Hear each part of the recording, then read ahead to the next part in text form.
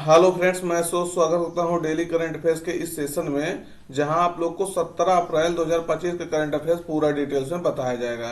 हर current affairs आपको details में static GK के माध्यम से, मैपिंग के माध्यम से बताया जाएगा। तो आप सेशन लास्ट तक देखिएगा, कई सारे महत्वपूर्ण क्वेश्चन आपको मिलने वाले हैं। ये क्वेश्चन आप बताइए, तब तक हम आप लोग अगला क्वेश्चन बताते हैं। अभी इसका हम आंसर बताते हैं। तो आपको पहले बताना है, विश्व हीमोफीलिया दिवस यानी वर्ल्ड हीमोफीलिया डे कब मनाया जाता है। तो ये आप बताइए कब मनाया जाता है। तो सही उत्तर आपका रहेगा आज, यानी 17 अप्रैल को हम लोग हीमोफीलिया मना रहे हैं। हीमोफीलिया दिवस के बारे में जागरूकता बढ़ाने के लिए यह दिवस मना रहे हैं। तब इसके बारे में डिटेल देखिएगा, इसका थीम क्या है ये देखिएगा। तो हीमोफीलिया और रक्त स्राव विकारों के बारे में जागरूकता बढ़ाने के लिए यह दिवस मनाया जाता है। कौन सा दिवस? विश्व हीमोफीलिया दिवस। तो ये हीमोफीलिया क्या होता है? हीमोफीलिया आपका जो है, रक्त में थक्का नहीं बनता है, जिसके कारण से जैसे आपको कहीं चोट लग गया, थक्का आप जानते होंगे, थक्का मतलब क्या होता है? क्लॉटिंग।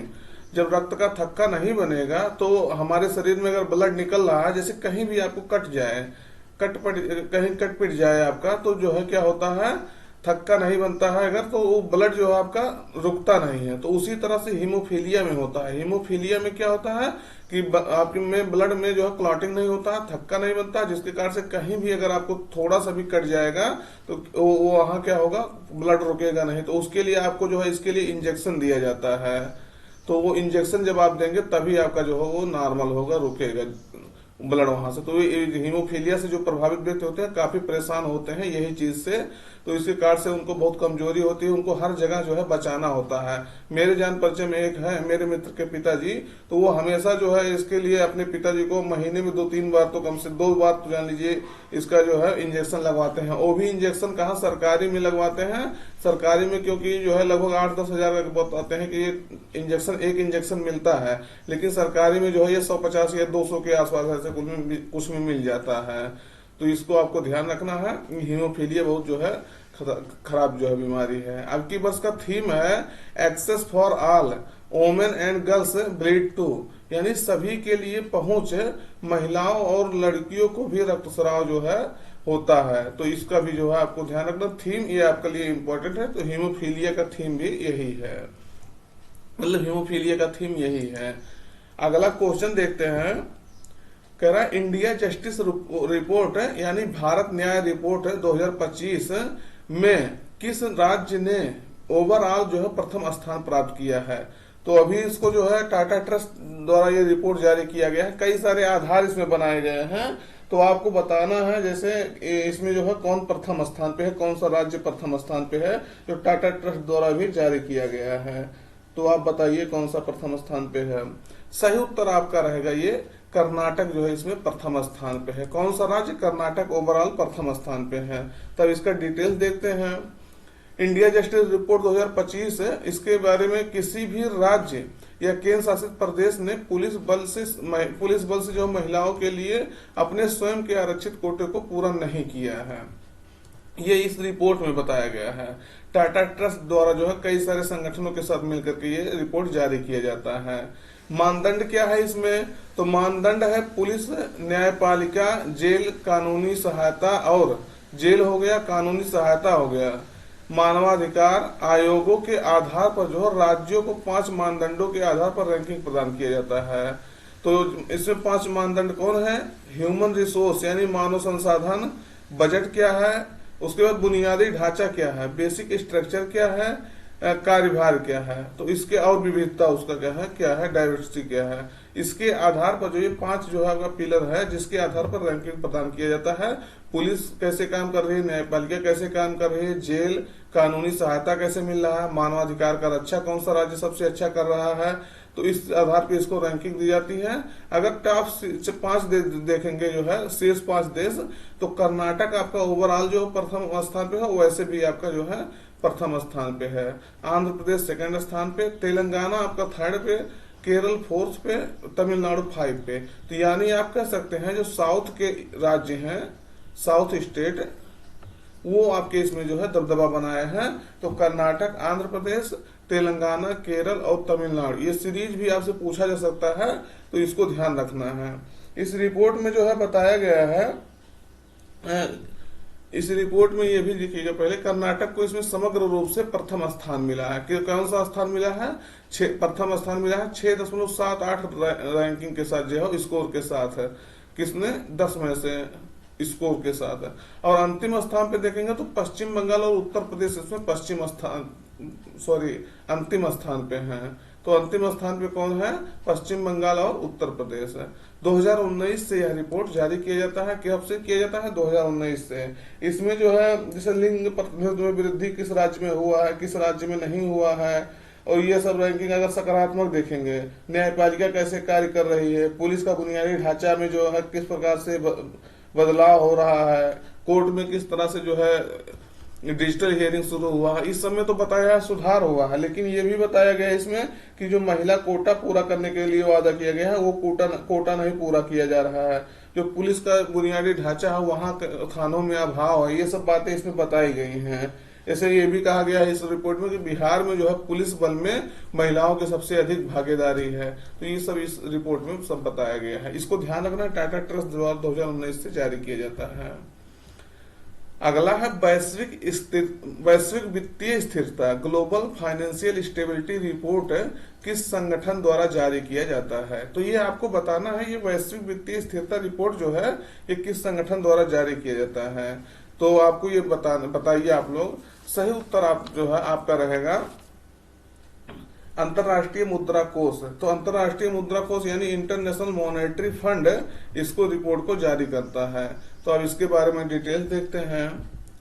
तो ये अंतरराष्ट्रीय मुद्रा कोष ने जो ये रिपोर्ट जारी किया है, IMF ने अपनी वैश्विक वित्तीय स्थिरता रिपोर्ट में चेतावनी दी है कि उच्च भू राजनीतिक जोखिम वैश्विक जो है जोखिम है वो वैश्विक वित्तीय और आर्थिक स्थिरता को प्रभावित कर सकते हैं। इस तरह से जो है देख रहे हैं किस तरह से भू राजनीतिक स्थिरता है। जैसे किसी देश द्वारा टैरिफ लगा दिया जा रहा है किसी के ऊपर, वो भी 1, 2, 10, 20, 25% नहीं, कितना?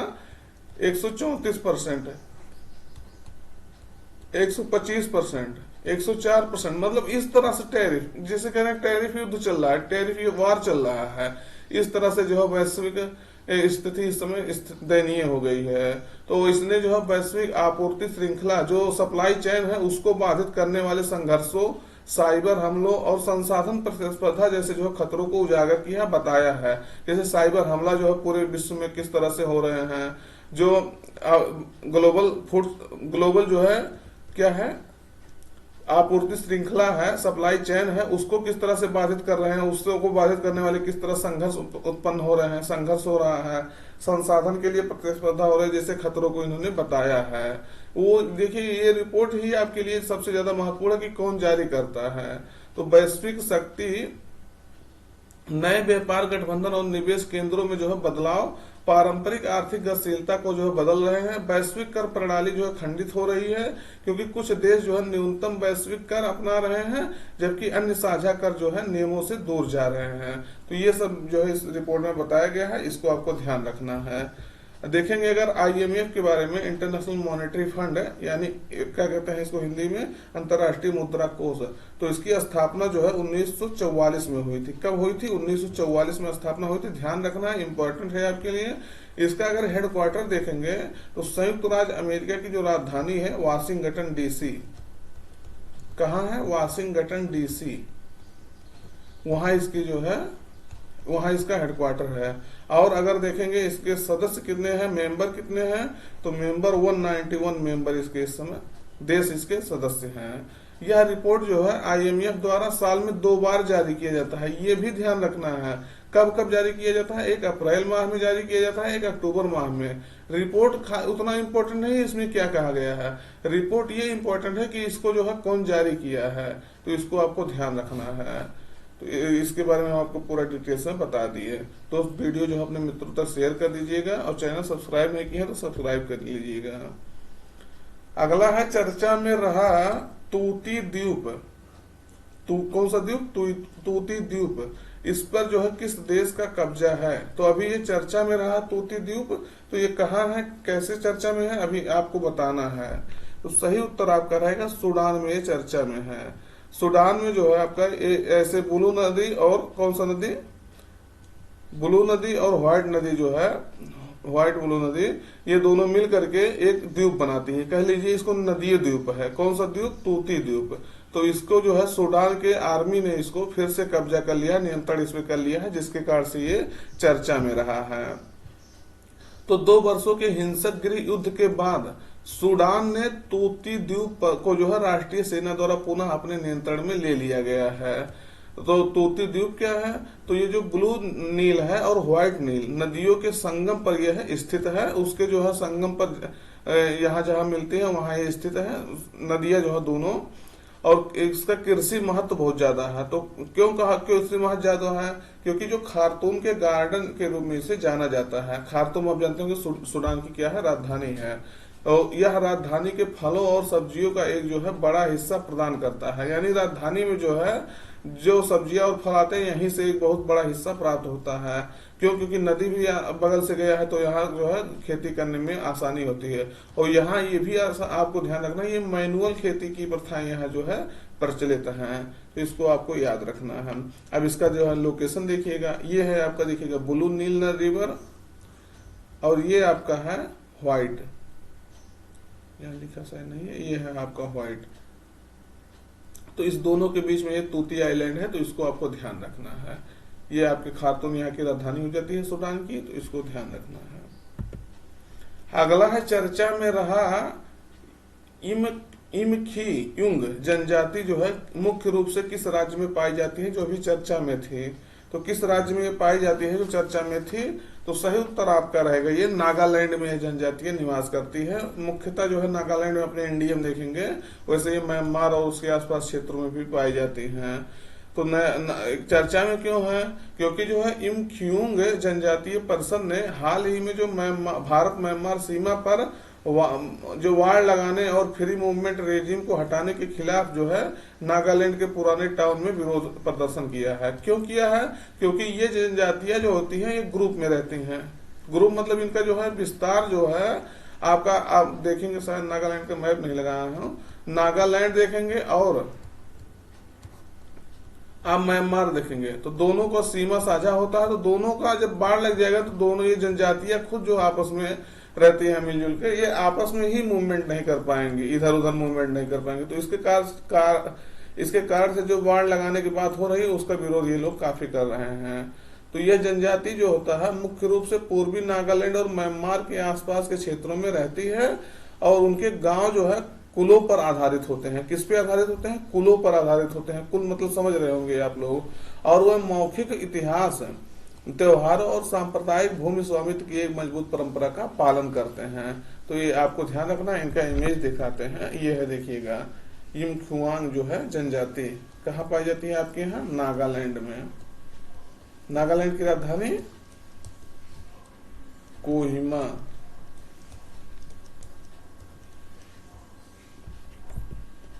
अगला है 15वीं ब्रिक्स कृषि मंत्रियों की बैठक जो है कहाँ आयोजित की जा रही है। तो ये आपको बताना, ये 15वीं जो ब्रिक्स मीटिंग है कृषि मंत्रियों का, ये कहाँ आयोजित किया जा रहा है। तो सही उत्तर आपको बताना है। सही उत्तर आपका रहेगा ब्राजीलिया जो है, ब्राजीलिया में ये आयोजित किया जा रहा है। आज ही 17 अप्रैल के दिन यह आयोजित किया जा रहा है, जिसमें कृषि मंत्री शिवराज सिंह चौहान पार्टिसिपेट कर रहे हैं भारत की तरफ से। तो ब्रिक्स के बारे में आपको बताना है। अब की बार ब्रिक्स का मीटिंग जो है ब्राजील में ही हो रहा, तो इसलिए वहां जो है कृषि मंत्रियों का भी मीटिंग हो रहा है। तो केंद्रीय कृषि मंत्री जो है शिवराज सिंह चौहान 17 अप्रैल यानी आज के दिन ब्राजील में आयोजित होने वाले 15वीं ब्रिक्स कृषि मंत्रियों की बैठक में पार्टिसिपेट कर रहे हैं, भारतीयों का प्रतिनिधित्व कर रहे हैं। बैठक का विषय क्या होगा? ब्रिक्स देशों के बीच जो है सहयोग, नवाचार और निष्पक्ष व्यापार के माध्यम से समावेशी और टिकाऊ कृषि को जो है बढ़ावा देना। इस उद्देश्य के तहत जो है, इस विषय के तहत इस मीटिंग का आयोजन हो रहा है। आपको बताना है ब्रिक्स, जिसमें पहले 5 देश थे, ब्राजील, रूस, इंडिया, चीन, साउथ अफ्रीका। तो इसका जो है अभी इसमें कितने देश हो गए हैं अभी हम नहीं लिखेंगे, इसको आपको कमेंट करके बताना है। और जो है इसकी स्थापना कब हुई थी, दोनों कई बार आपको बताया गया होगा, बताया गया होगा नहीं, बताया हूं मैं खुद, तो इसको आपको बताना है।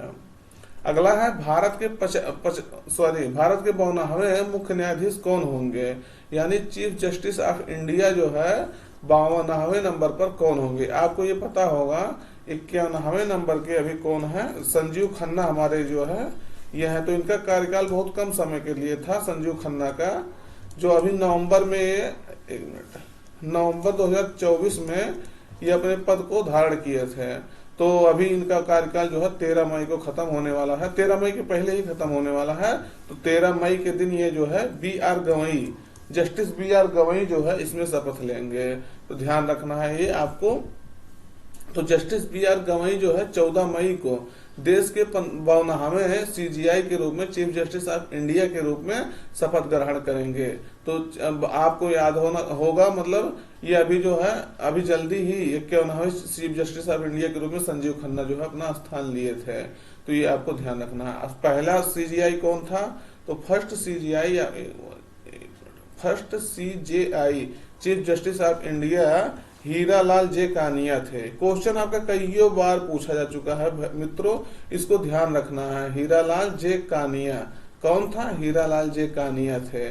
और सुप्रीम कोर्ट का जहां तक बात है, तो सुप्रीम कोर्ट जो है हमारे संविधान के अनुच्छेद 124 से लेकर के जो है 147 तक वर्णन किया गया है। किसका, सुप्रीम कोर्ट का वर्णन किया गया है। और भी भाग अगर देखेंगे तो भाग 5 में इसका वर्णन किया गया है। कहाँ किया गया है, भाग 5 में अनुच्छेद 124 से 147 तक।